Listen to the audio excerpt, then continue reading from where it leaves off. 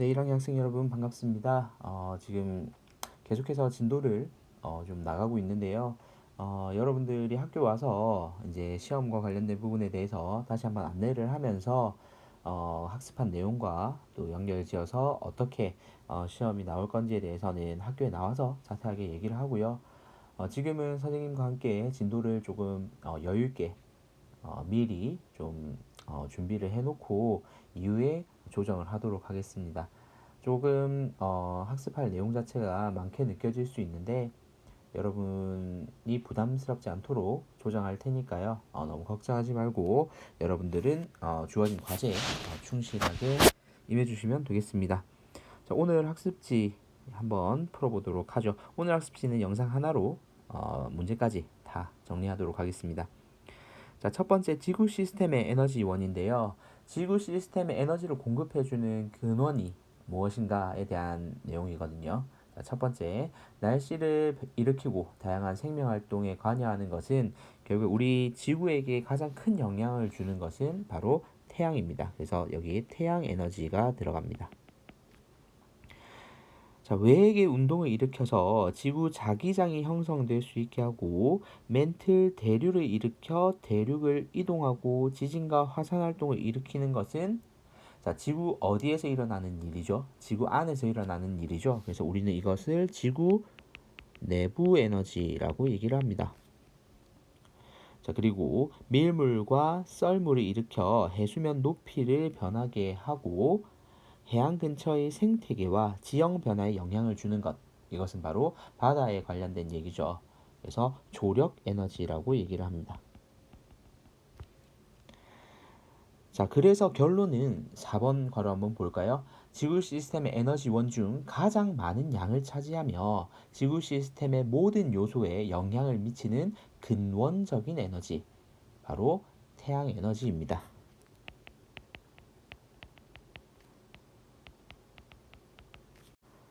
자, 바로 이어서 지구 시스템의 에너지 흐름과 물질 순환에 대해서 한번 보도록 하겠습니다. 자, 바닷물은 수증기로 증발할 때 열 에너지를, 자, 여러분 잘 떠올리세요. 자, 물이 수증기로 될 때는 얘가 상태 변화를 해야 되는 거죠.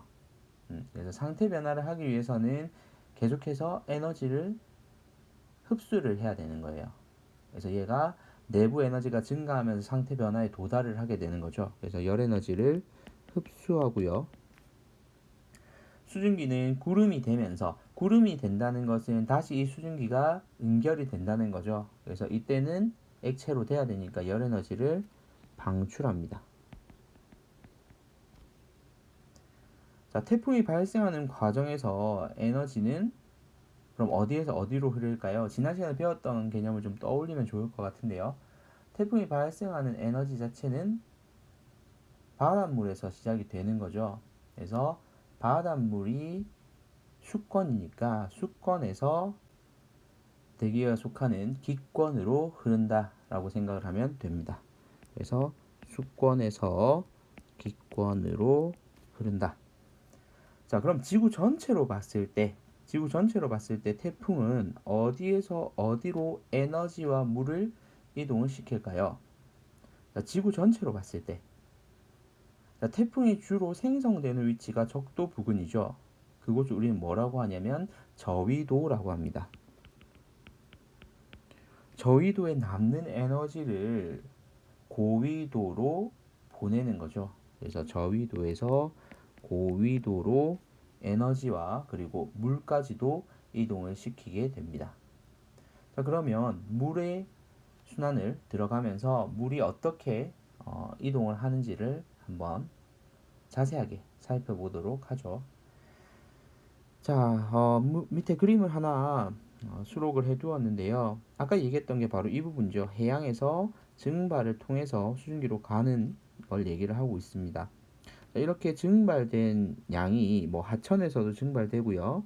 이 양들이 수증기 상태에서 구름을 형성을 하겠죠. 그럼 구름이 형성되면서 자, 에너지를 방출을 했고요. 자, 이때 구름이 다시 비를 내리면서 밑으로 물을 떨어뜨리게 되죠.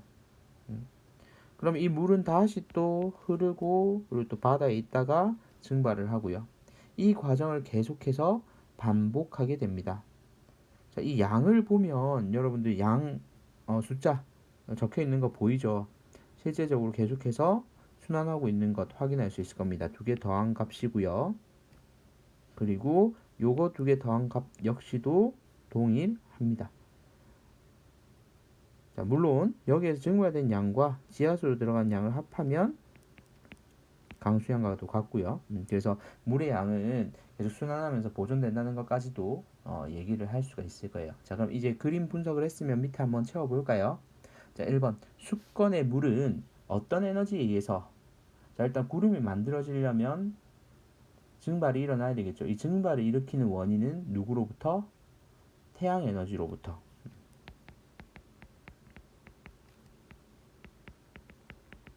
태양 에너지에 의해서 기권, 직권, 생물권과 상호작용을 하면서 순환을 하게 됩니다. 물의 순환 과정에서 각 권은 물을 얻는 양 그리고 잃는 양이 같다는 말을 좀 더 우리가 표현을 하면 평형을 이루고 있다. 같다는 얘기죠. 그렇기 때문에 지구 시스템 전체 물의 양은 변하지 않는다. 요거까지 여러분들 기억을 해주시면 될 것 같습니다. 자, 밑에 탄소의 순환 한번 볼게요.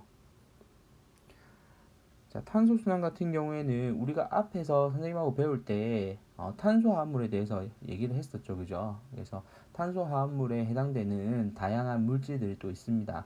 우리가 알고 있는 생명체를 구성하는 물질 외에도 다양한 탄소화합물들이 존재를 하는데요. 그래서 밑에 보면 이 탄소의 순환에서 이 그림과 함께 설명을 해두었어요. 보면 화석 연료라는 거 나오죠. 이것 역시도 탄소화합물입니다. 탄소가 메인 사슬을 이루고 있고요. 그리고 이걸 활용해서 공장을 돌리는 거죠. 터빈을 돌리고 이 과정에서 이산화탄소가 발생이 되고요. 그리고 역시나 바닷속에도 이산화탄소가 녹아 있습니다. 그래서 녹아 있는 이 이산화탄소가 생물에 흡수돼서 사용이 되기도 하고요. 이 생물이 나중에 퇴적이 돼서 석회암이 되기도 합니다. 이 과정들도 역시나 순환하면서 계속해서 반복이 되고 있는 과정인 거죠. 자, 그러면 여기 탄소의 순환에서 여러분들이 좀 중심을 두고 봐야 될 부분은 각각의 지구 구성 요소에서 탄소가 어떤 형태로 존재하는가에 대해서 좀 중심을 두고 봤으면 좋겠는데요. 자, 먼저 기권입니다. 자, 기권에는 먼저 그림상으로 이미 나와 있죠. 이산화탄소의 형태로 존재를 하고요. 하나 더 표현을 하자면 메테인이라는 기체로도 존재를 합니다. 자, 그리고 수건에서는 물에 녹아 있거든요. 그래서 이산화탄소와 같은 것들이 물에 녹으면 얘는 탄산이온으로 존재합니다. 자, 그리고 직권에는 석회암 그리고 화석 연료와 같이 존재를 하고요.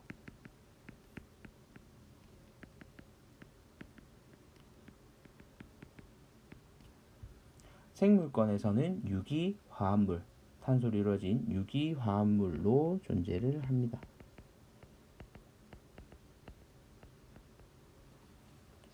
그래서 탄소는 각각 어떤 형태로 존재하는가에 좀 더 여러분들이 중점을 두고 암기를 해주셨으면 좋겠습니다.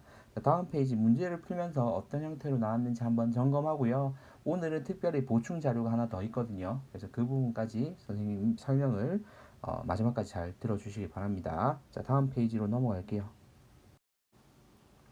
자, 오늘은 한 문제만 수록이 되어 있습니다. 그래서 한 문제만 제대로 풀고 나서 보충 자료로 넘어갈게요. 2019년 9월, 작년 9월 달에 출제된 문제고요. 물의 순환 과정을 통해서 지구 시스템 구성 요소 상호 관계까지 파악을 물어보는 문제입니다. 자, 가가 물의 순환 과정을 나타내고 있는 그림이고요. 나는 지구 시스템의 구성 요소들이 어떻게 상호작용하고 있는가를 화살표로 표현해 놓은 그림이죠. 자, 바로 보기를 한번 들어가 볼게요. 물론 여러분들 체크해야 될 거는 옳은 것 찾는다는 거 체크해 두고 보기 넘어갑시다. 자, 기억. 동그라미 기억은 B에 해당한다라고 되어 있는데, 자, 동그라미 기억 한번 볼게요. 증발이라고 되어 있죠. 자, 증발 같은 경우에는 일단 장소는 대륙에서 일어나고 있지만 사실 증발이 일어나는 주체는 물이죠. 물 같은 경우에는 대륙에 있는 물입니다. 그러면 대륙에 있는 물은 직권에 속할까요? 수권에 속할까요? 수권에 속하죠. 그래서 수권과 기권 사이에 일이 바로 증발이 됩니다. 그래서 수권과 기권 사이니까 B가 아니라 A가 되어야 되겠죠. 자, 그리고 니은, 동그라미 니은. 자, 동그라미 니은도 역시 증발이네요. 자, 증발의 주된 에너지는 지구로부터 얻는다라고 되어 있네요. 자, 여기서 우리가 앞에서 그 첫 내용이 뭐였냐면 이 지구의 근원적인 에너지, 바로 태양 에너지라고 얘기를 했었죠. 그래서 이 증발 같은 경우에는 태양 에너지에 의해서 물의 순환을 일으키게 됩니다. 그래서 여기서 지구로부터가 아니라 태양으로부터 얻는다라고 문장이 돼야 되겠죠. 그래서 기억과 니은이 둘 다 틀렸으니까 답은 2번일 겁니다. 디귿 한번 볼게요. 물의 순환 과정을 통해서 물질과 에너지가 이동한다. 물질은 물일 거고요. 에너지는 역시나 물이 증발하는 과정에서 흡수한 에너지가 구름이 되면서 방출되는 형태로 에너지 역시도 이동을 하게 됩니다. 그래서 문장이 조금 어려울 수 있는데 여러분들이 이미 앞에서 다룬 내용으로 이해를 하면 됩니다. 구름이 되는 과정에서 얘가 물이 증발할 때는 에너지를 흡수하고요. 그리고 구름이 되는 응결 과정에서는 에너지를 다시 방출을 하게 됩니다. 그러면서 수권에서 에너지를 흡수하고 기권에서 방출하니까 에너지도 이동을 시켰죠. 네, 그래서 여러분들이 이런 내용으로 잘 이해해 주시면 문제 푸는 데는 크게 어려움이 없을 겁니다. 자, 오늘은 보충 자료가 있다고 했는데요. 바로 옆에 수록되어 있는 거 한번 볼게요. 자, 보충 자료입니다. 사실 우리 교과서에서 다루고 있는 외에 질소 순환도 여러분들 기출문제에서도 볼 수 있고요. 또 다른 문제집에서도 자주 마주칠 수 있는 부분이기 때문에 물론 주어진 자료를 통해서 여러분들이 풀 수 있을 거라고 생각이 되지만 그래도 한번 개념을 정리해야 될 것 같아서 학습지에 따로 정리를 해두었습니다. 자, 질소의 순환 한번 볼게요. 자, 먼저 질소의 특징. 자, 여러분들 주변에서 사실 질소는 굉장히 많습니다.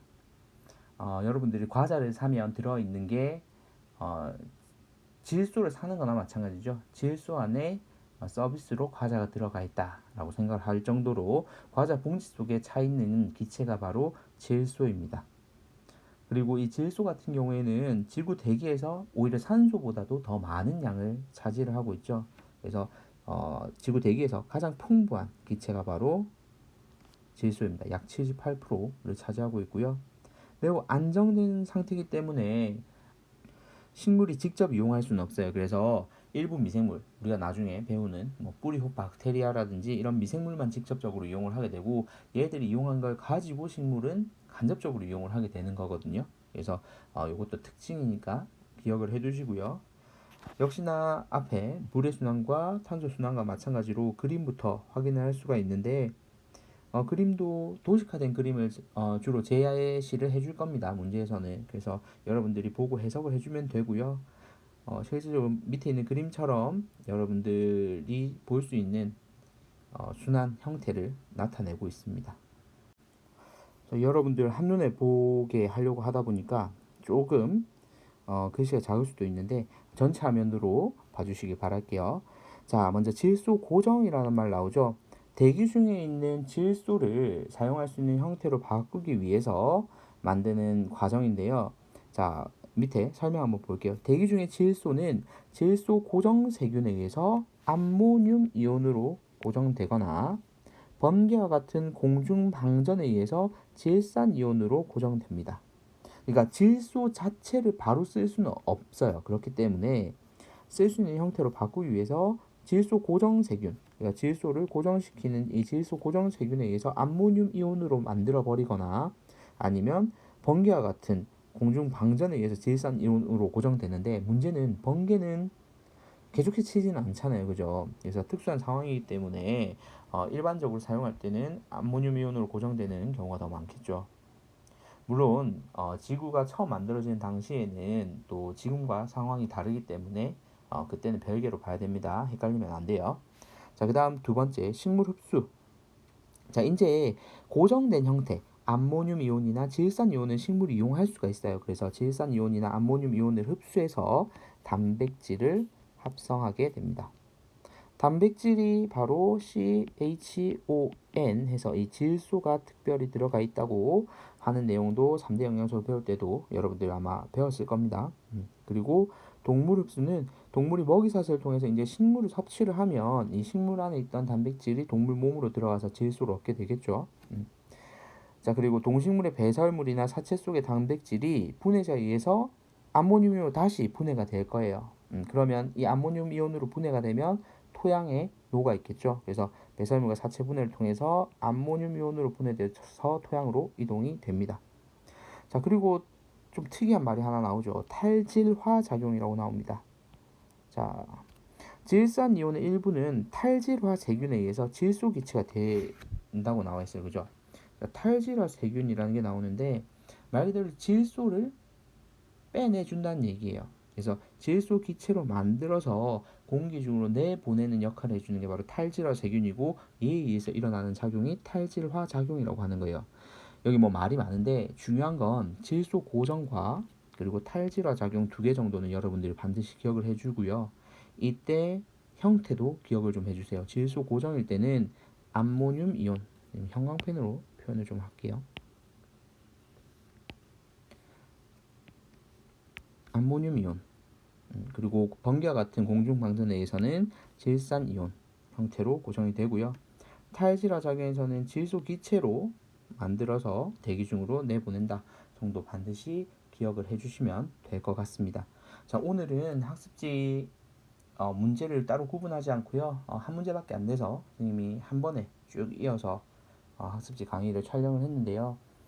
오늘도 역시나 좀 외울 부분은 있는 편입니다. 그래서 여러분들이 나중에 시험 때 고생하지 않으려면 미리 조금 외워서 관계들, 단어 사이에, 개념 사이에 관계들을 좀 머릿속에 잘 정리해 두는 것이 많이 도움이 될 거라고 생각이 됩니다. 자, 오늘도 강의 듣느라고 수고했습니다. 이상입니다.